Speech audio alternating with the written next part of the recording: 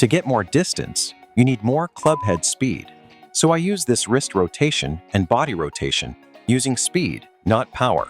Where body rotation isn't the lead or priority, I can create this speed and then swing through.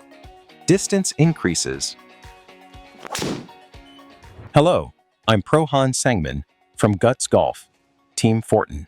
Pro, what was interesting is you're not super tall, but you get great distance. Since I couldn't grow taller, I grew wider. I worked out hard to build more muscle strength. I went through a driver slump for 5 whole years. During a tournament, I made 5 on one hole 5 times. On the first hole too. That was really tough back then. I made many changes, and when I had the yips, my driver distance couldn't even reach 200 yards. But by changing my swing a lot, I got to compete in long drive contests. My distance increased that much. What's your max distance at long drive competitions now? My qualifying record is 336 meters. You probably won't find that anywhere. For amateurs, over 250 yards feels huge. Someone hitting 200 yards, wondering how to get to 250. If you can answer that, I'd be so grateful for a lesson. Everyone has that desire for more distance. The moment you want to hit hard and send it far, from the top of your backswing, you only try to turn your body fast, focusing only on the hip turn. To get distance, you need clubhead speed, right? How to find that feeling is what I'll show you today. I have a club now, but let me switch to a stick. I brought an alignment stick. This alignment stick has much more flex in the middle compared to a club shaft. If you watch this flex carefully, you'll understand. When I take the backswing and start the downswing, I'm using my body extremely fast. With this much tension and backswing, the downswing comes down. You can see just from wrist rotation alone, the speed feels much faster. Right? Most amateurs are around 200 yards.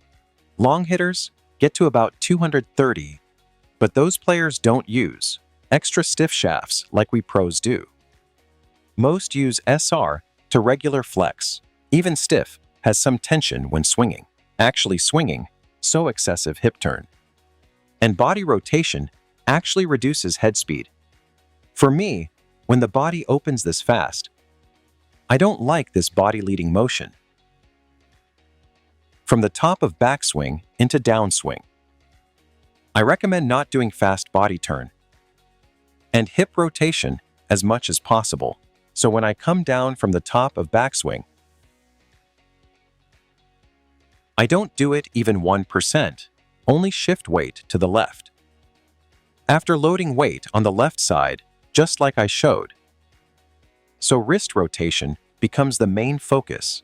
I help with lessons, starting with creating head speed. That's how I teach.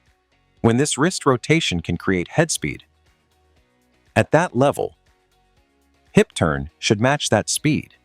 When we try to hit hard, most common problem is slicing, right? Why? The head lags behind. The timing between head and body is off. So from backswing, top to downswing, most people do this move, not rotating, but pushing down. Grip with your back and hit. That's how we describe it. With your back tight like this, only your wrists can really move. So you can use your wrists independently. Find that feeling first. Build up your head speed and then match your hip, turn to that speed. That's why I hit it far. Even though I'm not that tall, let me first explain the difference between power and speed. Power is exploding all your strength at impact. Bang, hitting it hard. But amateurs don't have that kind of power, so I coordinate wrist rotation and body rotation, with perfect timing to use speed, not power. That's what I recommend. Master this feeling, and you'll gain 30, even 50 meters in distance. But what happens when you actually swing like this? Your body has to turn automatically because of the speed, but now body rotation leads. It's not the priority. Create this speed first, Then, you can swing like this to increase distance. Let me grab a club and show you again. I've got the driver here. I put this stick through my belt loop. So when I'm at address, my stick is pointing horizontal. When we take the backswing, my body rotates right, creating coil. So what happens to the stick? It coils to the right. But what I mentioned earlier was using head and wrist rotation for speed over body rotation. So coming down in the downswing, where's the stick? Right. This is the key point. But if body rotation leads, what happens? The stick hits. Then your upper and lower body timing, hip turn, and head timing get completely off. And what's the characteristic of fast hip turners? They create an over-the-top swing path. So this is one of the methods I practiced a lot during my playing days. The direction this left grip end is pointing is like 12 o'clock on a clock face. When I take the backswing, this grip end points to 1 o'clock, 2 o'clock. You need to push while maintaining that direction. But this is really tough. Looks difficult. The motion looks awkward. But here's what I do. I turn around like this. Looks silly, but this is how I help with the lesson. This way, you can fully turn your back to the target. So push like this, then rotate. But when you actually hit the ball, none of this motion will show. Your feel and the real swing are different. So from the top, push down in the downswing, then hit the ball purely with wrist rotation. That contact felt really good because the body doesn't lead. The club head goes through first, so the club head angle and loft can never be open at impact. What I always emphasize in lessons is, at impact, compared to the club's natural loft, you need at least 1 or 2 degrees of forward lean. That's called delofting. But if you don't deloft, if your body leads and the club follows behind, instead of delofting, you get an open face. So at impact, this club isn't acting like a driver anymore. But when you hold the body back and let the head lead, with wrist rotation first, you can never create an open face. If you develop this swing style, you'll naturally become more of a draw player. From the top, push toward 1 to 2 o'clock direction. After the club comes inside this stick, then hit the ball with wrist rotation as the priority.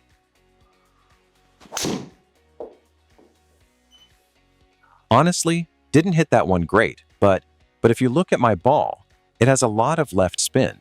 That shows the club face was square at impact. It didn't open. It can't open because the hips can't turn. When you push the hips like this and the body gets blocked, because the body's blocked, wrist rotation actually stops. Many people think this leads to chicken wing. You need to think the opposite. Only when the body blocks can wrist rotation release. Looking at my shot just now, just wrist rotation alone got me 220 meters. Now let me add a bit more speed. But as I add more speed, my hips won't just stay at 1 or 2 o'clock position. They'll naturally turn to match the wrist rotation, creating shaft flex in the process.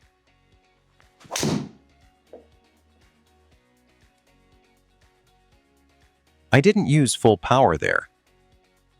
Honestly, that was about 60 to 70%. Just the shaft tension alone can send it this far. It's frustrating that amateurs don't know this. When it doesn't go far, they rush the body and flip it.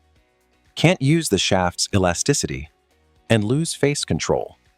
Now let me remove the stick and hit more comfortably. Coming down at 1, 2 o'clock and leading with the head through wrist rotation.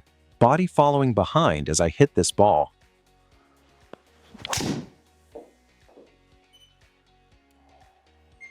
This is my usual main ball flight.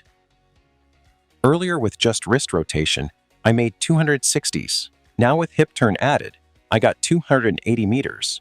My average distance is about 280 meters. You can consider this my main swing. The key point so far is I want you to use shaft flex. Use the flex. Use speed, not power, to hit the ball. This becomes a realistic amateur swing. Golfer Kim Guk-jinn is really good at this swing. You see someone small and slight like that. Why is it going so far? Why is the head speed so fast? Those people have good wrist action. Some are naturally gifted, others have learned it. If you use wrist rotation well, compared to your effort, distance can increase really easily. I think you should know this. When amateurs hear this, one of the hardest things is getting the timing right. The hardest part for amateurs is the downswing, because from the top, they keep opening their body fast, rotating fast to hit the ball.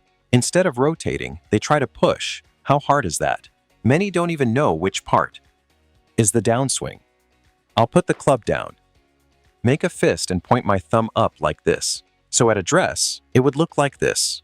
In the backswing, the thumb naturally points right. Then, when you come down in the downswing, when both thumbs are horizontal, that's the end of downswing. What if it stays like this? Hit down on it. Thumb pointing up means the head is above the ball. What happens with driver? Strike down. So until the thumb gets horizontal, practice pushing your hip toward 1 or 2 o'clock. You can practice this at home or anywhere without a club. Then, with the thumb pointing right, horizontally here, what happened? It naturally rolled over to the left. That's rotation. Most people think you should never use your wrists. But how do they use their wrists? Like this. Where's the thumb now? Went low. That's releasing the wrists. That creates scooping. If on the downswing, the thumb moves too fast like this, that's casting. You came down well, but at impact. If you do this, you're scooping and lose head control, causing bad slices or severe fat shots. So after pushing through like this, keep the thumb relaxed and easy. Just turn it over to the left and lift up naturally. Your head speed will increase naturally. This motion I just showed by releasing the club, trying to do it all at once with a driver like this, is really hard. So practice with your hands like this first. Or start with shorter clubs, push through, and practice the rotation. You'll adapt quickly once you get the proper twist in your swing. From here, nice shot.